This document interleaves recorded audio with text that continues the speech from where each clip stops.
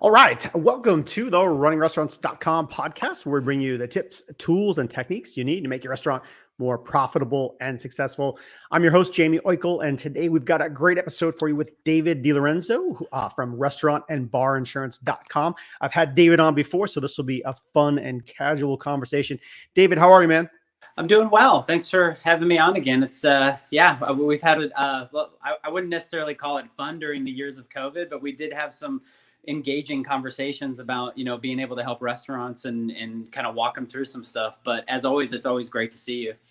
It is. So yeah, we'll talk about where we are now. And I think I talked with David probably as far as almost 2 years ago now. So we'll go through that time period. And it's always a challenge for me to have someone else who does podcasting. David does a lot of podcasting on his own in his marketplace there in Phoenix and gets people from all over the country involved as well as local. So before we get started, like, what are you doing? What are you seeing out there in the marketplace? Who are you talking to? I know you're very active. Yeah. For me, a lot of people will look at like my title and what I do and they're like, insurance, completely, boring. And I would have to agree with them. It's a commoditized, boring industry, kind of like payroll, kind of like credit card processing and all that. So, 20 years ago, not to reiterate my story that people may have already heard on this, but, 20 years ago when I got out of the music business with Warner Brothers and I got into insurance because it was the family business that I have now taken over and owned. I wanted to make it my own and I wanted to break the mold. So I find us more, as a entertainment, let's just say, establishment industry as opposed to just insurance. Insurance is really the byproduct and the tool that allows us to help people, protect them and do more of the connecting, which is what I really like. So, connecting and protecting in a nutshell is what we do. And a lot of what we're seeing out there is, in Arizona, is a little bit different, but a lot of the same that you're seeing, nationwide in certain areas. And when I talk to, people in Chicago, obviously they're going to have different heartaches than what we're going to have here or what you may have in Florida or California and stuff like that. But, slowly but surely, I see a lot more positivity, with the restaurants and the establishments that are left in the industry going on right now. One of the things I like about David, I've seen him. He's very active on social, by the way, and so forth. But goes out to the restaurants, is hugging his clients, talking with them. So that connection part, that's a big part of what you do. I think that's fair to say. How do you you first meet with the restaurant owner? Yeah, it's boring insurance and stuff, but how do you get past that level to really find out about their business? It's breaking down that initial wall. And again, 20 plus years of doing this, it's understanding that I'm not coming in for the kill or trying to make a sale or something like that. That's just a byproduct of me as a person and somebody wanting to have a relationship with me. So, I've owned 13 restaurants. I understand the business. I've worked in them. I've sat there and I've done the roll-ups. I've cleaned the dishes. I've sat people at seats. I've served drinks. I've done all of that stuff while owning an insurance company. So, bringing that in hand and understanding the risk and the things that can or cannot happen and being able to, talk to that, especially to newer restaurateurs or bar owners that don't understand the laws yet or don't understand the things that could, go wrong because they haven't seen it. I have seen it. I haven't seen everything because you can't possibly do that, but I have seen a lot in the 20 years. And so I can utilize those experiences and those situations to communicate to others that, hey, look, we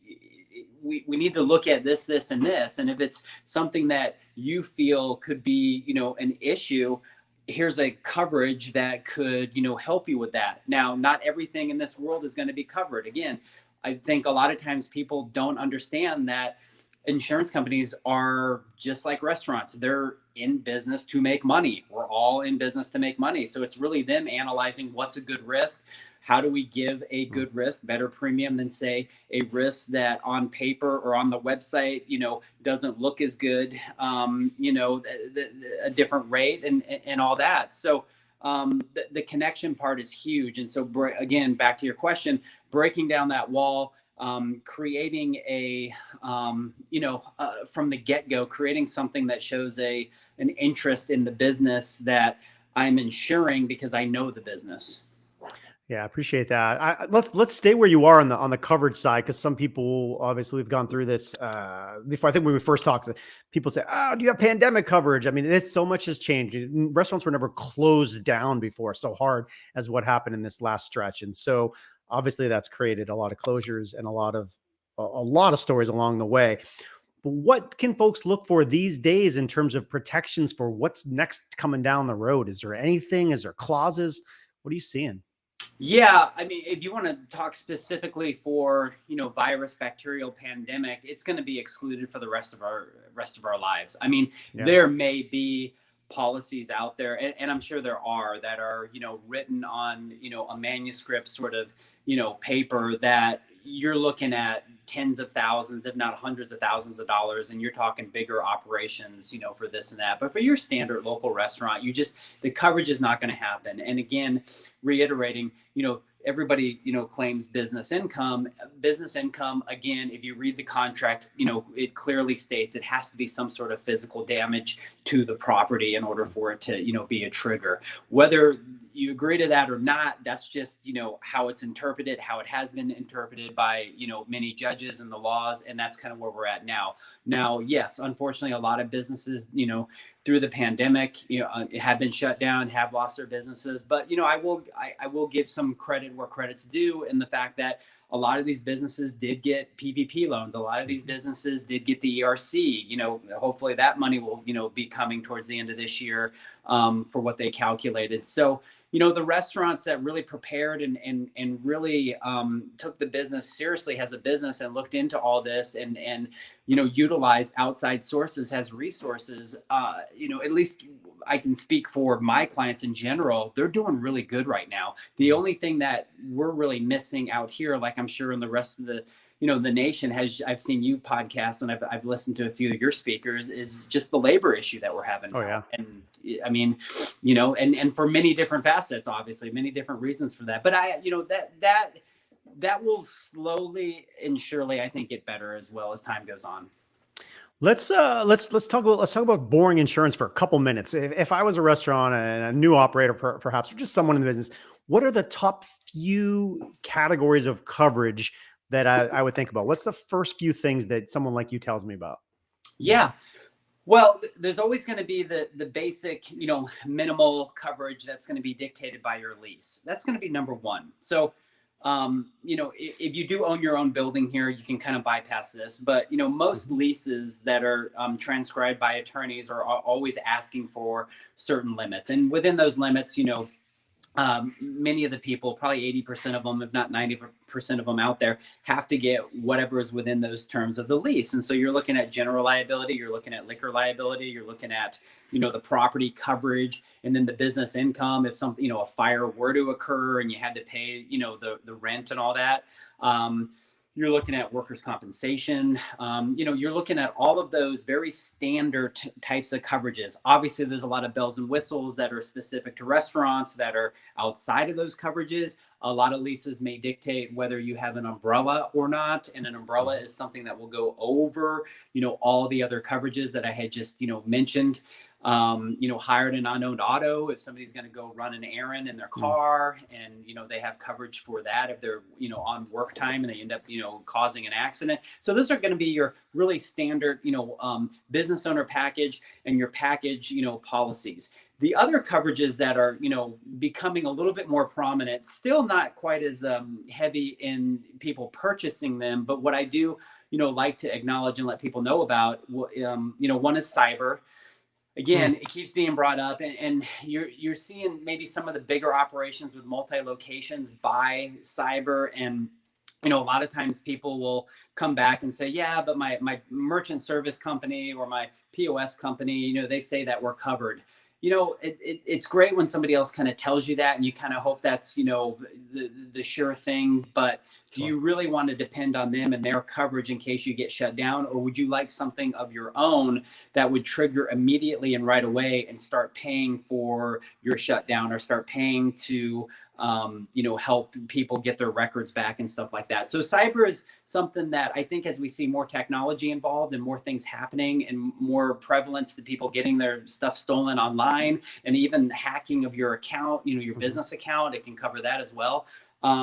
I think in the near future, if not too distant future, that's going to be more prominent. And then the other coverage that in this new culture, this new era that we're in now, is employment practices. I mean, I bring it up all the time, and it's discrimination, it's sexual harassment, it's hiring and firing practices, it's on whether you gave overtime or didn't give overtime, for wage and hour coverage, that sort of thing.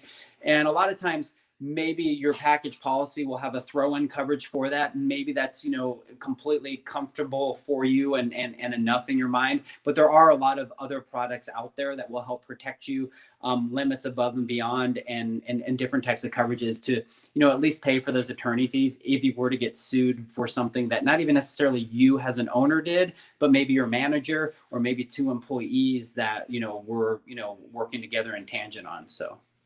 Yeah, I think a lot of stuff there, by the way. I think something will be fun. Maybe we'll come back. We'll do something in the next couple of months, but just to do something short on cyber by itself will be interesting to put out, because it's not the first thing that you think about. But right now, yeah, you could get hit hard, shut down, lock accounts, fraud, fraud this, fraud that. So I want to make a point to revisit that. The other thing, when you were talking about the driving and the auto, COVID created a lot more takeout and delivery.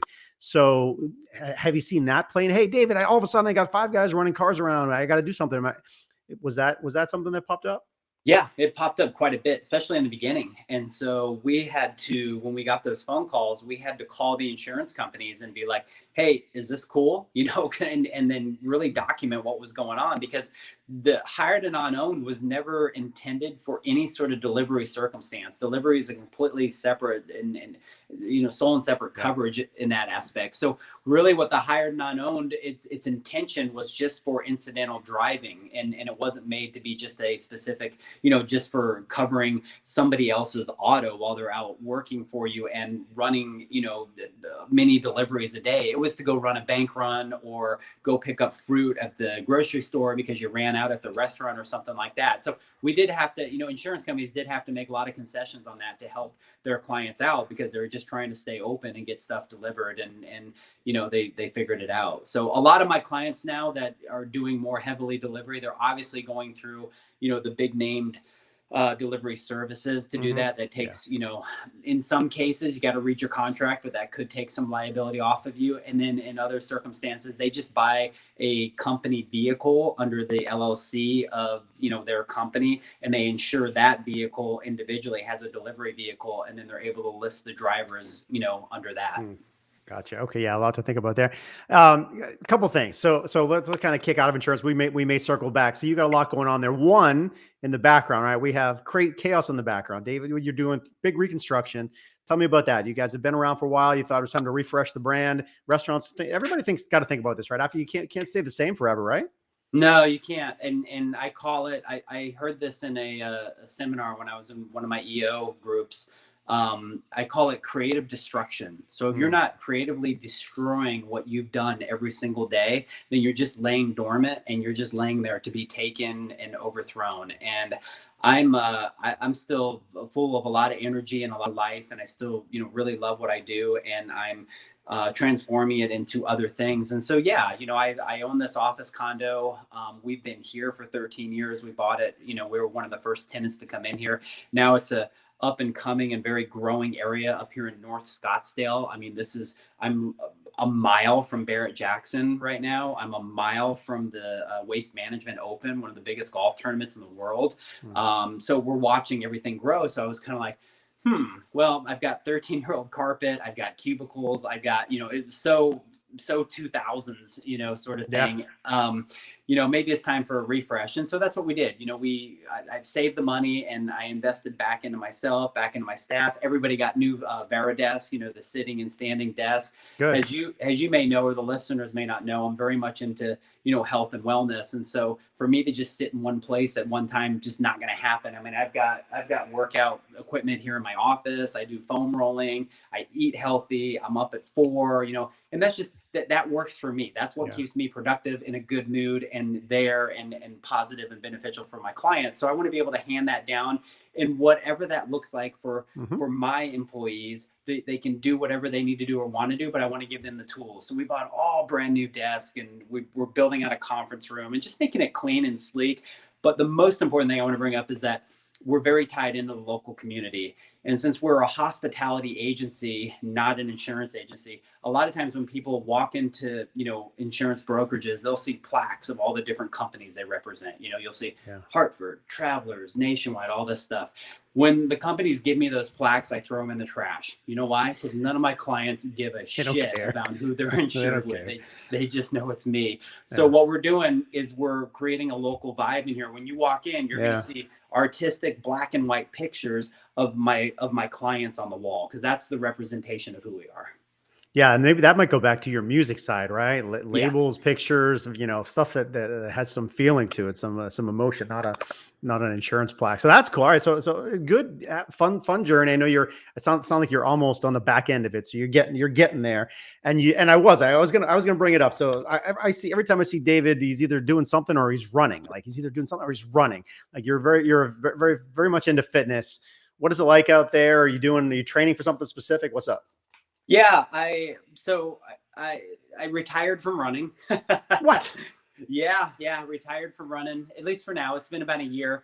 And I'm just kind of reinvestigating new things, and a lot of it just has to do with the mobility and flexibility, and doing more quick, hard, workouts, so that I can utilize the extra time that I have to play a little more guitar, to do a little more meditation, to walk my dogs, stuff like that. Running it took up hours and hours of my weeks and my days and stuff like that. And, after 20 something years of doing it, 20 plus years of doing it, I was kind of like, you know what, I did all that. I won races. I did, it was fine. So, that's really what I'm doing now. I'm doing some more, personal coaching and helping people, again, just people, everyday people out there that are either working in business or running a business, to just, look, I'm not the end all be all. I don't know everything, but what I'm really good at, and I know this because this is how I built the business, is listening and helping people and communicating. And so at the end of the day, that's really just what coaching is about. And I have a workbook and an agenda and all that sort of stuff that, I go through with people to help them on their own personal journey and their own niche. Just like I've niched bar restaurant insurance, I've also niched myself into, the things I like to do and who I am, and, transcribe that into something very beneficial for me. So that's what I want to do and help others. And that's kind of my next 10-year journey while I'm doing this, is to grow that, side of my life and my practice. Good. Yeah, man, that's cool. That's really great. I've been reading a lot of stuff lately, and it's like, man, there's so many little things you could do inside your life, habit wise and behavior wise, to structure everything better. So one of the books back there is get me into it. So the other thing you'll see is, you see the dog, see David's dogs, you see a Star Wars.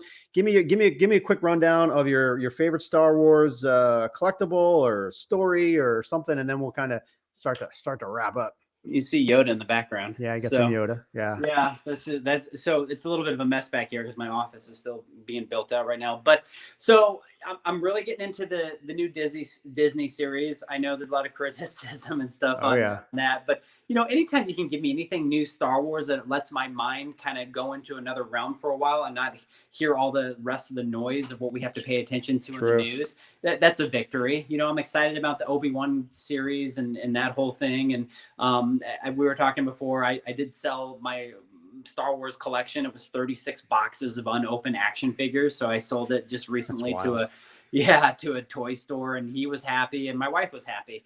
I'm still debatable. But it was true 40-year-old virgin stuff there. So anyways, I took care of that. And between that and between, the music and taking music lessons every week and playing my Eddie Van Halen guitar, and just really, I heard it good on another podcast the other day. If I could have 10 lives and do 10 different things simultaneously and learn, it would be absolutely amazing. I just don't understand how people could ever feel bored. There's so much to learn out there. So. Yeah, 100%, 100%. I echo your thoughts on the Star Wars. I watch the shows too, and yeah, you can criticize them, but just yeah, they just take you to another planet, another way of being, and it's just like it's just escapism. So I love the stuff. I hope they keep putting stuff out. So all right, closing thoughts on insurance. Something we didn't cover that people should know, or where to find you, or something about your podcast. What do you think? Yeah. So, please, if you're looking for anything in your day that's positivity or enlightening or just even educational, happy to provide all that. I'm on Instagram. You can go to bar, _restaurant _insurance for that. But me personally, I'm at I am the Delo, Delo. I do have a podcast called On the Delo. And I'm kind of, the podcast, I do have some hospitality podcasts on there. That's how it started. I'm now keeping them very, very short. Those are anywhere from 20, 25 minutes. And then, as far as my personal podcast of what I do of just, thoughts and inner meditations, they're 5 to 7 minutes. It's something you pop in, listen to, not even halfway to work, but hopefully it gives you something positive and motivating. So that's On the Delo. And, just keep your head up, understanding that this is not permanent and things are changing. And I have a very good, feeling in the aspect of hospitality that it's only going to get better. Everybody always needs community. You look at when the first concerts came out, you look at when the first restaurants were open. I mean, these places were slammed. People still want a place to go. They don't want to be trapped in their rooms. They don't want to be just sitting there and looking at a computer screen. They want to interact with humans. And I just don't think that ever goes away. And I think that's why hospitality and good food and the taste and smells of all that is just so important for human culture. Yeah. So I love it, David. I'm gonna I'll hit you in an email, make sure I get those links. So we'll put the links in the show notes to some of your other stuff. But appreciate you as always. This has been David DiLorenzo from barandrestaurantinsurance.com. I am Jamie Oikel from runningrestaurants.com, and you can find us online where you'll see articles about service and tech and operations and marketing and so forth. So check us out. We'll see everybody soon. Thanks, David. Thank you.